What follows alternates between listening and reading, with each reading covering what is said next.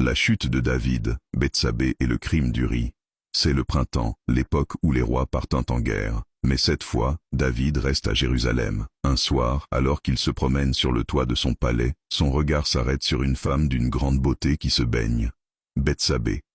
Ce qui n'était qu'un regard devient un désir, puis un acte. David, l'homme selon le cœur de Dieu, succombe à la tentation.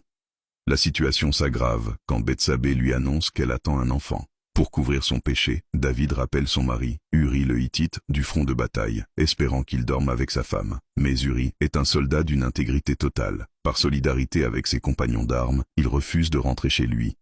Acculé, David commet l'irréparable. Il ordonne de placer Uri au cœur de la mêlée la plus violente pour qu'il y soit tué.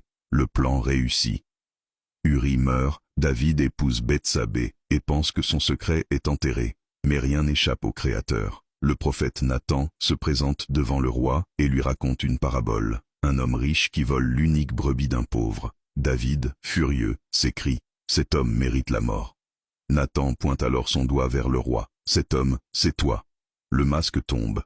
Brisé, David ne cherche pas d'excuses. Il s'effondre et écrit le psaume 51. « Ô Dieu, crée en moi un cœur pur ».